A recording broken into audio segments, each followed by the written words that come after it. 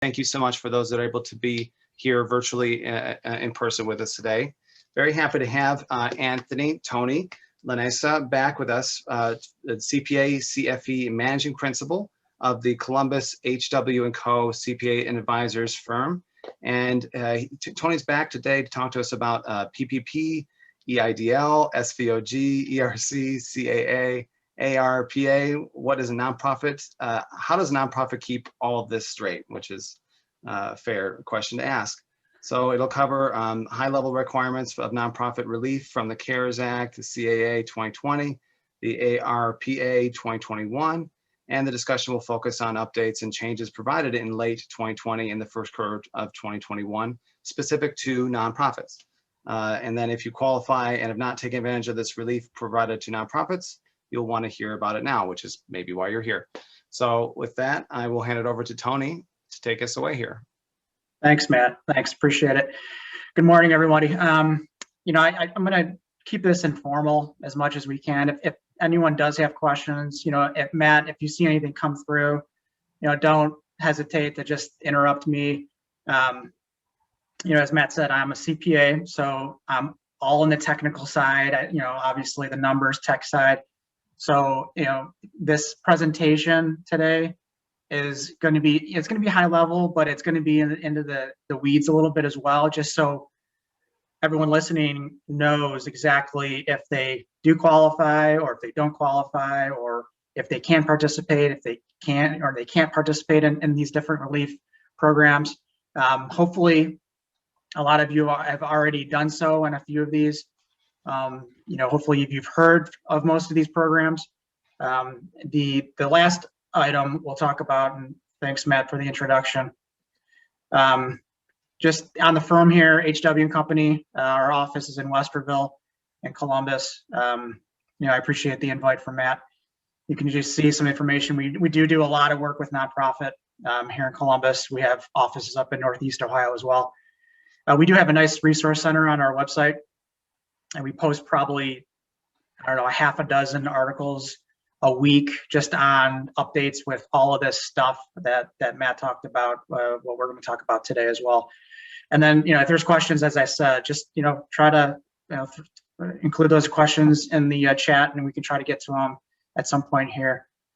So we'll talk about the PPP loan, the Paycheck Protection Program. Hopefully, like I said, a lot of you have already received that, especially the first round. And then obviously we'll talk about the second round here that is ongoing right now. The economic injury disaster loan we'll talk about. I was talking to Matt earlier, and the chamber did participate in that, and hopefully some of you have as well. It's there's two different avenues of that. There's an advance and a loan, which we'll talk about. The next is the Shuttered Venue Operators Grant, which may not apply to most of you, but it's good to understand just because it is out there. It is live right now. However, breaking news is the portal that they had through the SBA broke down last night. So, and that actually opened up 2 days ago. I think it was 2 days ago, maybe it was yesterday. That's kind of ongoing at this point. I'm sure there was a lot of businesses that jumped on the portal and it blew up on them. But I'll talk about that. The last relief I'll talk about is this employee retention credit. And if you don't listen to anything and you don't want to listen to me, that's fine. But make sure to try to listen to the ERC part of this, because it can be significant to a lot of businesses and nonprofits. And you think about it, well, it's a credit, it's a tax credit. How can nonprofits participate in tax credit? Because we don't pay taxes. Well, the good thing about this credit is it actually reduces your payroll taxes. It reduces your Social Security taxes that you have to pay into the federal government based on payroll. So, all businesses for the most part can participate as long as they qualify. So that's going to be something that we'll end on at the end. So, I don't really like to use this word because it's thrown around a lot these days in the past 12, 13 months. But you think about it, unprecedented economic relief over the last 12 months. It's pretty crazy. You can just see the dollars. Almost $7 trillion have funneled into the U.S. economy over the last 12 months. The PPP alone is $730 billion. The trouble, just to kind of comparison here, the Troubled Asset Relief Program, and that was back in 2008, and it was the program that was established based on the economic fallout in 06 and 07. That was $700 billion. So even just the PPP loan itself is more than that program back in 2008. You can see, you know, World War II, the spending is far more than the World War II funding back a ways now. So, you know, as I said, the money that is funneling in from the federal government and from state and local and other has been tremendous. So there's a lot of businesses participating, and hopefully a lot of you are as well. So first off, the PPP loan, Paycheck Protection Program. First, I'm going to talk about the second draw borrowers, because hopefully everyone listening hopefully got the first round potentially. I know, you know, certain nonprofits were not able to, including in the first round, including chambers and others. But now in the second round they can, so, you know, which was good. But in the second draw under the PPP, you know, they call it the PPP2, generally 300 or fewer employees. So probably, you know, most of you potentially could qualify in this. And then, you know, one of the significant qualifications, obviously, is this gross receipt decline. 2020 quarter compared to 2019 quarter of the same quarter, it's at 25%. So you know, I have a handful of my clients that do qualify. I have a good portion of my clients that don't qualify. They don't hit that gross receipt reduction 2020 compared to 2019. You know, I get a lot of questions about, well, what's gross receipts? For nonprofits, it's really everything that you would include on your 990 as far as revenue, service revenue, grants, contributions, anything like that. That would be considered gross receipts. Now, if you did get a PPP1, if you did get an EIDL advance, you don't include those in your gross receipts, but pretty much everything else you would. And then you would include that, compare that quarter of 20, compare that to the same quarter of 19, and see where you're at. If you're 25% or more, then you potentially qualify for this. And the calculations of the loan, as far as, you know, the 2.5%, 2.5 months of average monthly wages, very similar to the previous calculation, you know, initially with the initial PPP program. So ultimately, you may be able to get the same exact amount if you use the same amount, same wages that you're calculating the loan for. So the only change here with the second draw is the limit is down to $2 million now. They've reduced it from $10 million to $2 million. So that's the max any business can get overall for the second round. So in the first draw borrowers, and I have a few of my clients actually that did not participate in 2020 for some reason. And then now this go around, they are. And I do have a couple nonprofits, you know, larger nonprofits that actually qualify now. And if you see that first bullet, it talks about this generally 500 or fewer employees, which is the same criteria as the initial round.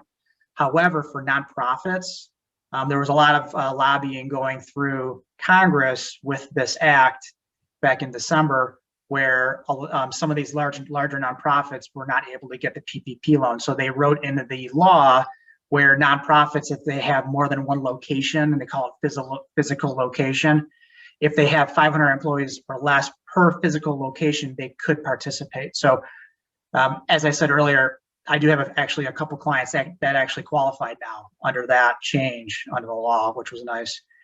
I mentioned earlier about the 501c6s, you know, the chambers of commerce and others like that now can qualify for the PPP. Under the first draw, you're still, that maximum is still 10 million, so no change there as long as you didn't get a first loan, obviously. The one thing I want to mention though is if anyone is considering a draw with the PPP, you know right now, the Congress did extend beyond March for 2 more months the program. However, based on the funding right now, it's looking like the funding is probably going to be depleted, most likely by the end of April, even probably earlier. So I've been reading a lot of articles that are saying if anyone is considering this and wants to participate in it, you want to get in now at this point. So make sure if that's something that you want to do, you do qualify. I would call my bank up today and get on a list and try to get that information into the portal as fast as you can. Now, moving into the loan forgiveness piece of it, I know a lot of businesses are doing that right now or have done that, especially with the first round with their banks. And, I probably have about 40% of my clients that have gone through the forgiveness, have gone through the SBA and have gotten actual approval from the SBA, which is good. Haven't seen any real issues. I do have some clients that got loans over $2 million that the SBA is now currently what they're calling is auditing that loan. And it's kind of in process right now. It has taken a lot of time because obviously I think the SBA is really focusing on getting more money out and dealing with other things and not the loan forgiveness really on the audit side. But that's going to pick up obviously, I think, this summer. If you do have a loan over $2 million, they have this loan necessity questionnaire that you have to complete. So what happens is once you submit the application, the bank's going to review it, the financial institution's going to review it. They're good with it. They push it up to the SBA. Once the SBA receives that application, what they should do, at times it doesn't happen, but what they should do is they will send the loan necessity questionnaire to the bank, and then the bank will forward that loan necessity questionnaire to the borrower to complete. And there is a nonprofit, not-for-profit borrower form, the 3510. A lot of information asking about liquidity, resources, other relief that you received. It's really digging into, if you had potentially other resources or if your business was liquid enough to sustain the pandemic. And did you really need the PPP loan to do that? So again, who knows what the SBA is going to really use this form for? I think it's more informational. What we're trying to tell our clients is if you do have to complete the loan necessity questionnaire, you probably want to run it by legal counsel, either internal or external legal counsel, just so they can kind of wordsmith it, into a way where it conveys to the SBA that you really needed these funds. And I think what I've been telling my clients, I have 2 clients that have gone through this and are in process right now, is you really want to hone in on the intent of the program. The intent of the program was to keep people employed and keep people paid, going forward, and also keep them off of unemployment insurance. Okay, so you really want to hone into that in the actual narrative, just so the SBA, when they read through that, hopefully they'll understand that and go and move forward with it. Here's some of the information that I kind of talked about. It talks about revenue comparisons, what kind of impact the pandemic had on the business, shutdown, things like that. You can read that through that. But the nonprofit questionnaire is probably, I think, almost 10 pages. So it is a lot of detail that they're asking for. There's 3 forms out there for the loan forgiveness. You can just go on the SBA website and pull them down if you would like and read through them. The first one is the S form, 3508 S form. It's the loans under $150,000. Very simple form, doesn't ask for a lot of information, things like that. They also have the EZ form, and that is anything over 150, but that you have no wage issues as far as the reductions are concerned. And then also, the third form is just the full form itself. So it's kind of funny. I remember reading from the federal government that the easy form should take a business 30 minutes to complete, and the 3508 form should take an hour. I just kind of laugh at that because it's just going to take a lot more time to pull all the payroll and support everything that you have to deal with. So, but it was just kind of funny how the government thinks sometimes. So Some of the changes with the act back in December that was passed, they actually added some costs to the qualifying costs for loan forgiveness. You can see those here. They call these like the covered, covered expenditures, supplier costs, like operating expenditures, and property damage costs. So, and there's a lot of, I think there is some judgment here too as well. So if you're not just using payroll, which I think a lot of businesses probably could just use payroll and just submit the payroll and go and move forward with it. If you're not just doing that, you may want to look into this. And my next few slides have more detail of the covered expenditures that were added. And this might come into play because, as I mentioned earlier, when we talk about the employer retention credit, you may not want to use all of your payroll costs for the PPP because you may actually want to use some of those payroll costs for this employer retention credit. Okay, and we'll get into that in a second at the end here, but just food for thought right now on that. As I said here, you can see just more detail about these covered expenditures. You can see here this protection expenditures, obviously, right? If you have additional expenditures related directly to COVID, supplies, things like that. If you're changing the way that you're doing business and you had costs related to that, that's covered now. So, take a look at that. If you do want to use other expenditures, that's a possibility right now. Supplier costs probably, to nonprofits probably doesn't really, it's not applicable, but again, some things here could potentially be covered as well. Operational expenditures, if there's any changes that you had, or if you had additional software that you had costs incurred for, cloud computing, obviously everyone going remote, working remotely, you had to have costs related to that. All those costs potentially can be covered now under the PPP. And then property damage, vandalism, looting, things like that. If that occurred to your business, you could include that as well. So, some of the things, as I'm talking to some of my clients, some of the areas of just they have questions about, or there's some confusion on overall with the loan forgiveness. I see this a lot where, the business is pulling down their payroll and they're summarizing their payroll for the loan forgiveness, and they don't limit the payroll. So, the payroll is limited to $100,000 annually for non-owners. And for nonprofits, that's everyone, obviously, right? There's really no true owners of a nonprofit.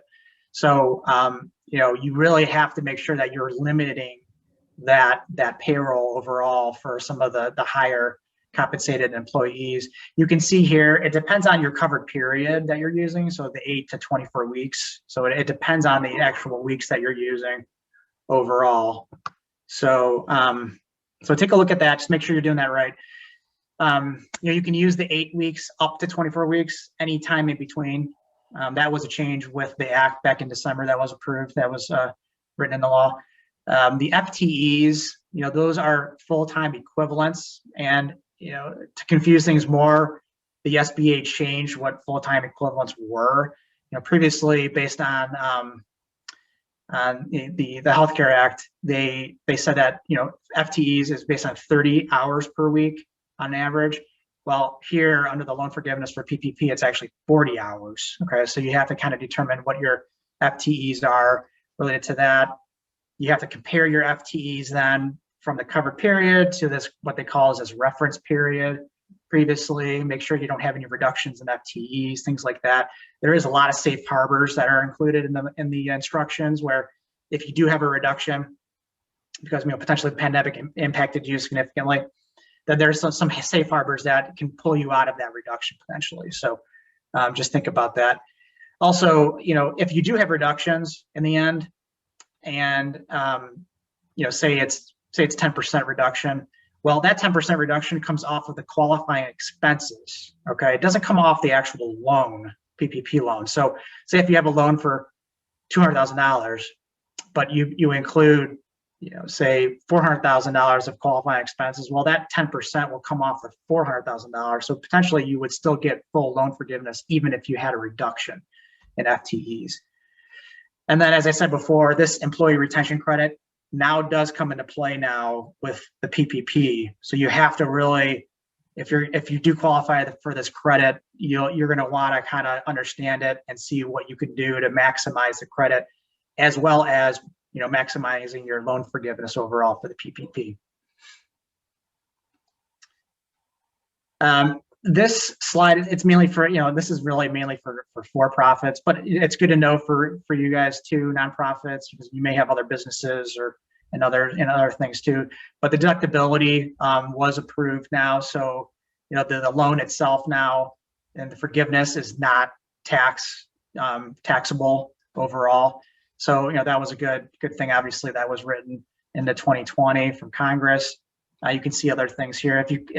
If you click on that revenue ruling, it'll get into more detail. That was issued on January 6th about the deductibility of the PPP. The first polling question, Matt, if you want to launch that for everyone. Just wanted to see if the listeners here, if you participated in either the PPP or PPP2 or both, or I'll just give it a few more seconds here. So I'm surprised here. I think that more have not. So, those that have not, make sure to take a look at the qualifications. And if you do, I'm always available too. My information is at the end of these slides. I'm always available if you have questions too. You can always give me a call. But make sure that if you do qualify and you want to participate, get into it now, because again, it's going to be the money is going to be depleted very soon here. Thanks, Matt. Okay, so moving into the EIDL, I'm not going to spend too much time here on this, but so as I talked about before, so there's two kind of areas of the EIDL. It's the actual advance, so it's kind of like a grant where you don't have to pay it back. It's up to $10,000. It was based on the number of employees you have, so it was $1,000 per employee. So that is still available, but it's very focused now to these businesses in these low-income communities now. And for the most part, if you received an advance previously, the SBA actually may contact you again. And that's really the only way you can get the advance now. You can't just go online and do it. But the SBA actually may contact you again, potentially, for another advance, potentially, to get up to that $10,000 max if you didn't get it before. So, and I know Matt was talking about the EIDL earlier too, that the chamber received, and hopefully, potentially, they may get contacted by the SBA potentially to increase that advance overall that they received in 2020. The loans itself, I have no clients of mine that actually went for these loans, but you can see information here about them. They have extended the loan repayment schedules. So, here in 2020, if you got a loan, it's 24 months now out. And if it's a 21 loan, it's 18 months out when you have to start making loan repayments. So again, just some information. Again, if you do need liquidity, if you need cash flow, just another program that potentially you can consider. A quick question on them contacting us. What would that look like in terms of making sure you're actually hearing from them versus there's a lot of potential scams going on right now? Like, how would they normally go about that? It's an email. That's what they said, was they would email you directly, whoever the contact was on the actual application. So if I was someone that did get the advance in 2020, I would reach out to them. Probably jump on the website. There's probably a contact or an email or something that you can actually reach out and say, hey, I did get a EIDL advance in 2020. I hear potentially if you didn't get it up to the $10,000, you could get more advance potentially up to the $10,000 in this second round. So I would reach out to them just to see, how they can help you with that. Thank you.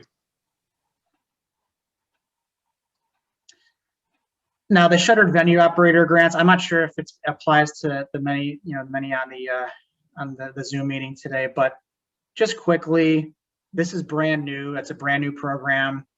There's 16 billion in the program that was provided.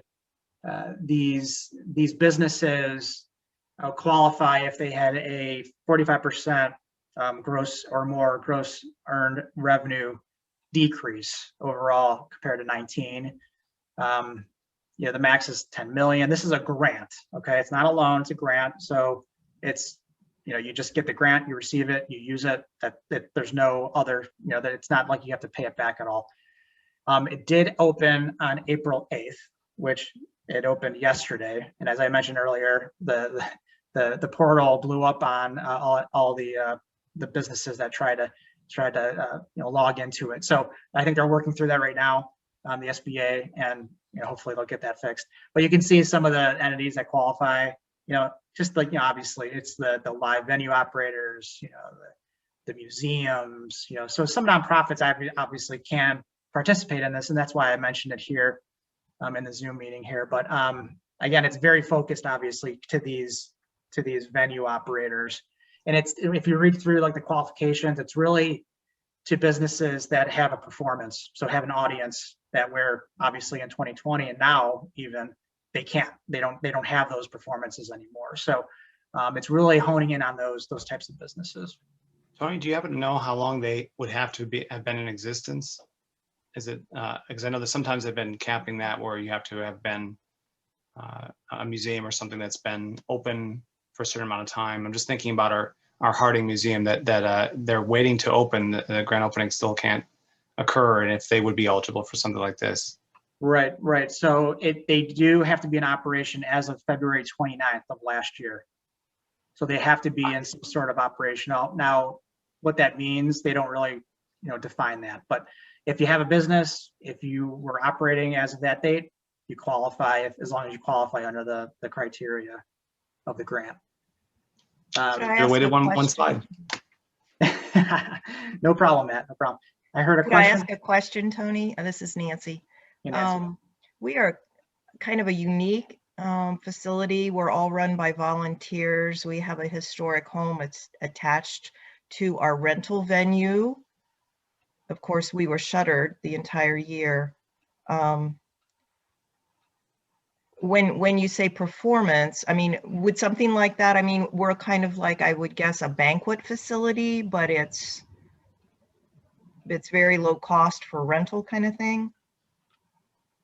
I mean, we have performances in a normal year, we would have things going on, but we haven't had to, been able to. So do you typically, would you, it actually gets, and I think if you read through the qualifications too, it actually gets to like ticketing as well. So do you actually like sell tickets? Well, no, only to our fundraisers. So I think that would disqualify us probably. Probably, yeah. I mean, some things we do charge admission to, but we don't necessarily sell seat tickets, Okay. But yeah, you may want to, there is, if you jump on the SBA website, there is, I don't know, like a 20-page detail of it. Yeah. And the first 2 pages just get into, all they do is talk about qualifications. So if, it probably wouldn't hurt just to read through that just to see, potentially if you could qualify for it. All righty, thank you. Yep. So then, if you do qualify, you need this DUNS number. So, you have to register on this website. There's a link on here on the slide. You can see other information there, what information you need to provide. And again, this is going to, as you think about it, the program opened yesterday, and I'm sure like hundreds and thousands of businesses jumped on and tried to register for this grant. So this $16 billion is going to run out quickly as well. So if anyone does qualify, you want to get into the line fairly quickly here. So another polling question, Matt, does anyone feel they can qualify? Now, Nancy, you probably don't know, but you're probably a maybe. You're probably a maybe on this one. Yeah, okay. I expect probably, there's probably many no's at this point, but again, like Nancy and others, potentially, if you do have something that like, maybe on the fence about, you may want to just read through those couple pages just to see if you could maybe potentially qualify. Thanks, Matt.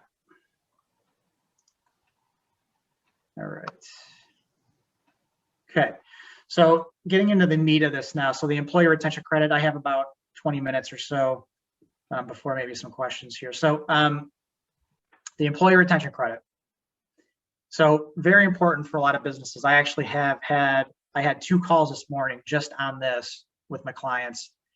And I'll talk about this other business, not affiliated with us, but we're partnering with this business. It's a tax credit company that are helping our clients out with potentially qualifying for this. But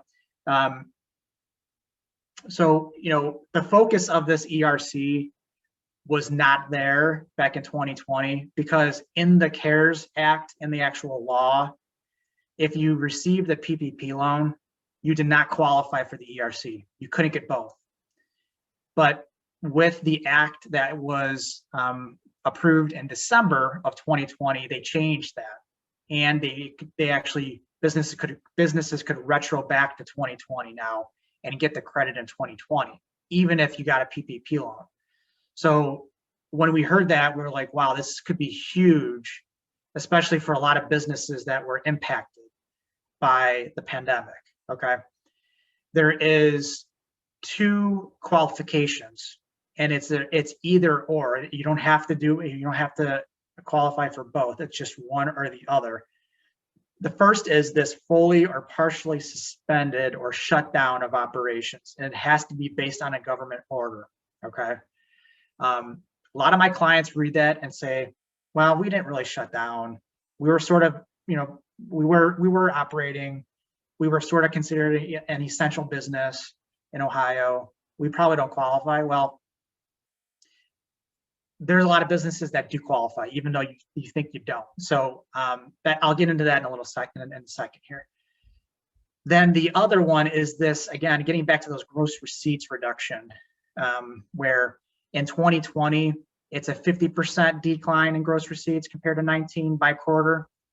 And then in 21, they changed it and reduced it to 20% decline in gross receipts compared to the same quarter of 2019. The 2020, I don't have many clients hitting that 20% threshold or more. There might be some restaurants and things like that potentially that could. But the 21 credit, I do have some clients that hit that 20% mark or more. So something to look at, especially for 21 if you can qualify.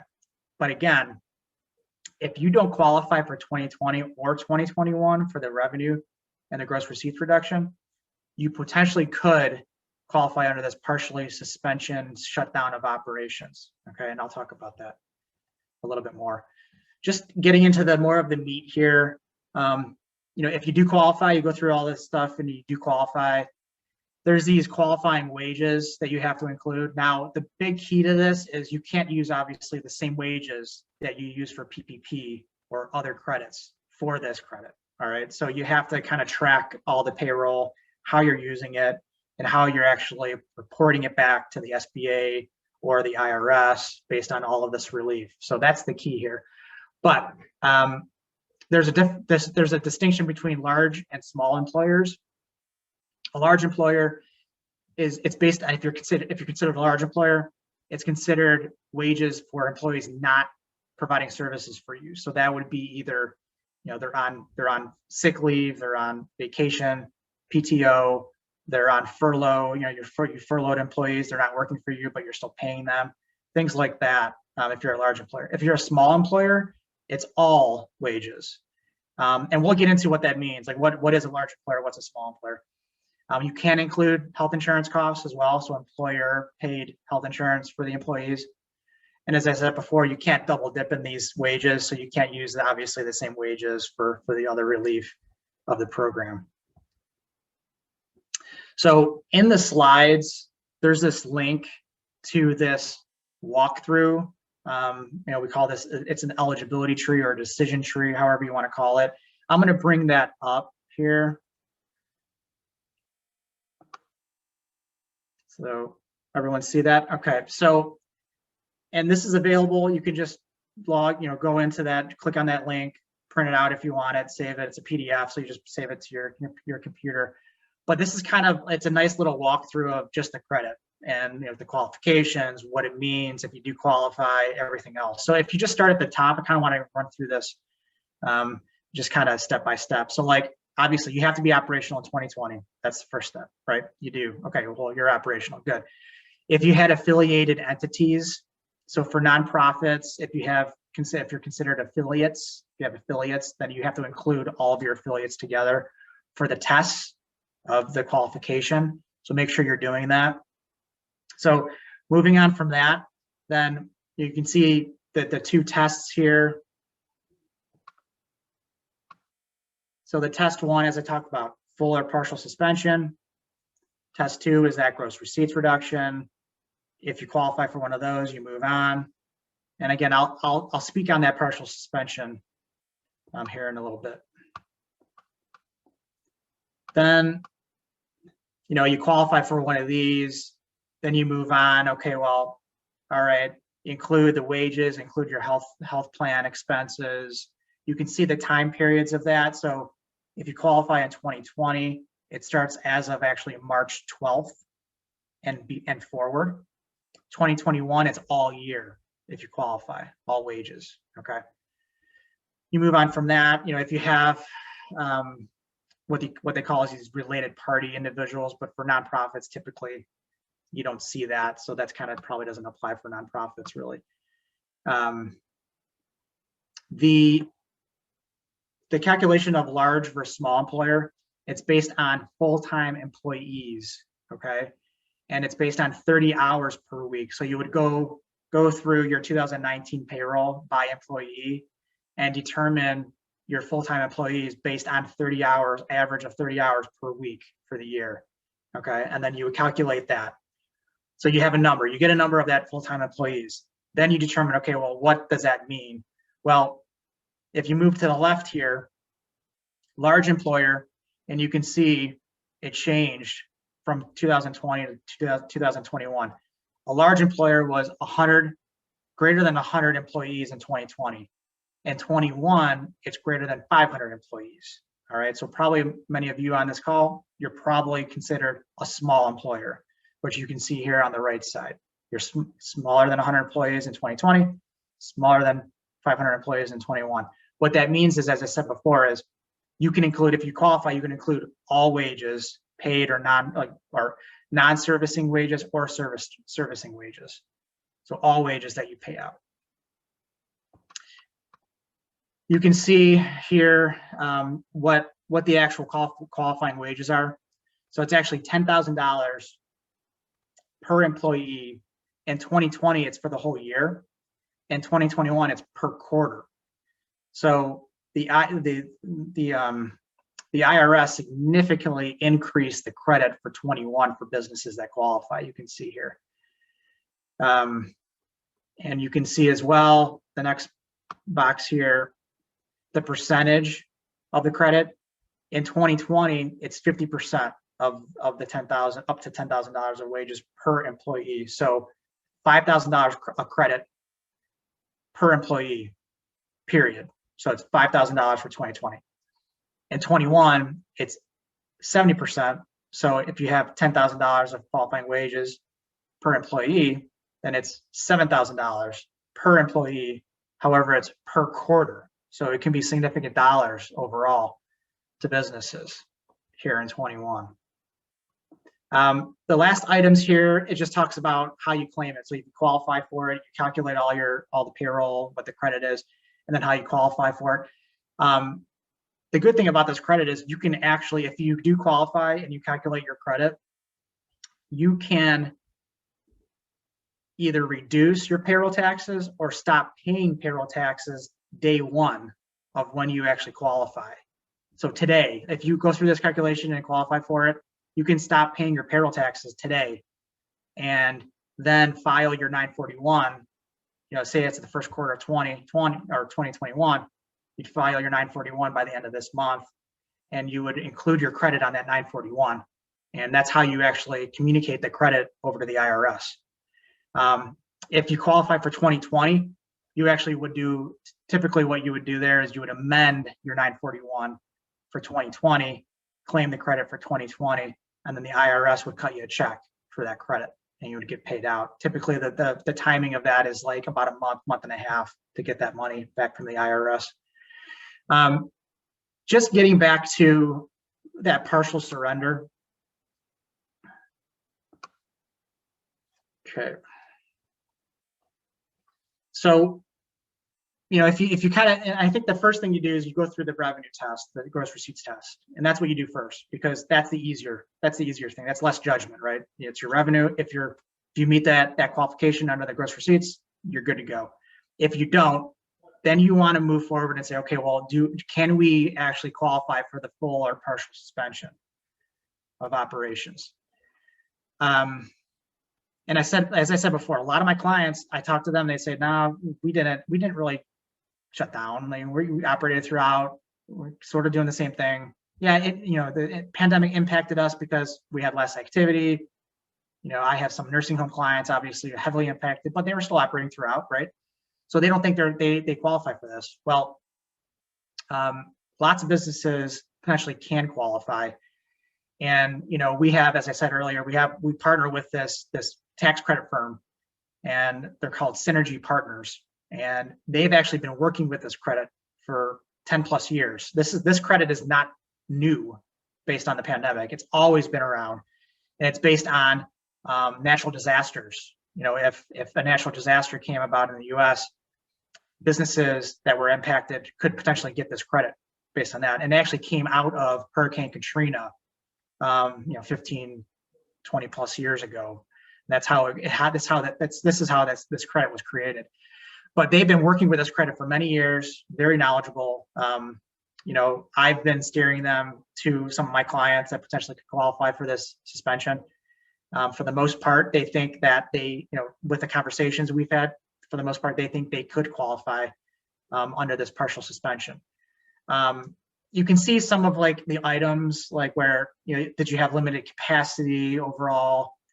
Some of the, if you had appointments, if you were doing appointments and you had walk-ins previously and that changed now because you can't do it anymore, reduction of hours, things like that can actually come into play related to this determination of this shutdown. So just something to think about for all businesses, I think, because again, I think some businesses are not thinking about this, and maybe they're focusing on PPP or other relief, and they're not focusing on this credit. But this credit could be significant to businesses if you think about it. If you have just 100 employees, which that's a pretty good size of business, especially a nonprofit. If you have 100 employees and you can take the credit in 21, and everyone has at least $10,000 of qualifying wages each quarter, that's $7,000 per employee.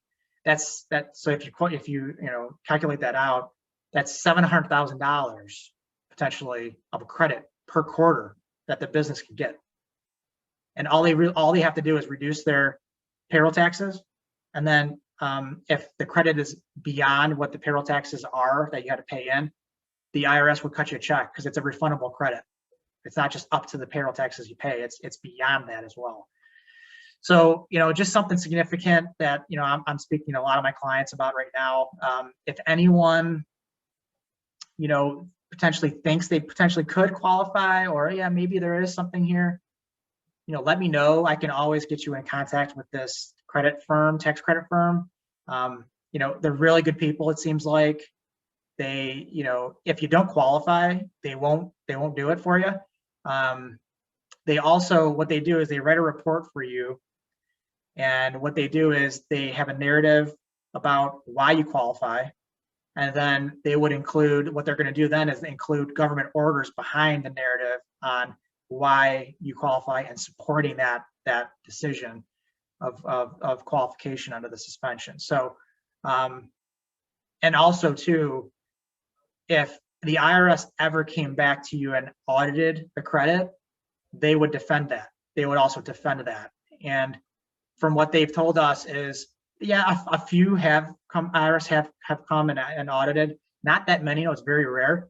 But if they do, and they did a few times on their clients, nothing was done. There was the audit was fine, no issues. There's no payback of the credit for their clients overall. So Again, just something to consider, especially if you're a struggling business right now, nonprofit, your cash flow is being reduced. You may want to take a look at this and consider this overall. The limited capacity alone, that should really open up the doors to quite a few eligibility requirements that, I mean, even for us, but. Yep. Yeah. Now, like one of the things too, like with, we have a lot of nursing home clients, retirement community clients. And, again, if you think about it on just the surface of it, well, they kept operating, right? There was no shutdown. They were in the essential business. They kept operating. They had their residents. Well, think about it though, they couldn't have visitors in for months, and even right now potentially. Also, they couldn't have new residents come in, right? New, and all that. So like their occupancy overall for these facilities heavily impacted. And that is, again, one of those issues that you can say, oh, well, you know what, we were impacted by it. We were sort of this, what they want to consider this partial surrender, partial shutdown. And then this credit firm would write a report about it, included government orders. And then if at any time the IRS ever came back to you and said, well, what happened here, they would defend it too. So just something to think about. I'm not telling businesses to do it, but it's out there if you want to consider it. Matt, just another polling question here. I think it's the last polling question of the session here. So what do you think? Do you think you qualify for the employee retention credit? And again, as I said before, you may not think you qualify, but you may qualify. So it might just, a 15-minute conversation with this firm might help just to, hey, spend about 15-30 minutes just discussing it, going over what the impact was to your business. And they may say no, it doesn't seem like we can, or they may say yes. So just something to consider overall. Okay, thanks, Matt.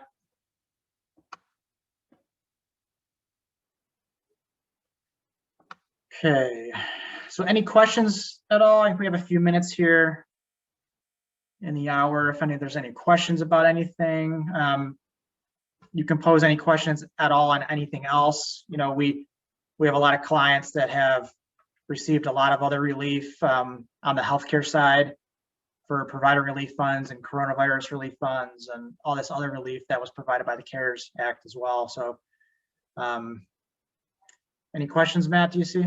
I don't. I kind of, in terms of a magic ball, do you see any additional relief possibly coming as we move into 2021? Or my opinion, this is just my opinion. There's not much narrative out there on that, but my opinion is I think the administration has moved forward and has moved into other areas of the U.S., infrastructure and things like that. So I think they're moving away sort of, and hopefully, we talked about the vaccines earlier, hopefully with the vaccines and, a lot more people getting the vaccines, we get to the summer months and we get to, the reduction of the cases of COVID-19 and everything. So hopefully we get to that point where, a lot of businesses, and we kind of kick around this word around a lot too, but hopefully a lot of businesses get back to normal, right? Like there's a lot of traffic coming back in now, and the operations are getting back to normal and so forth as well. So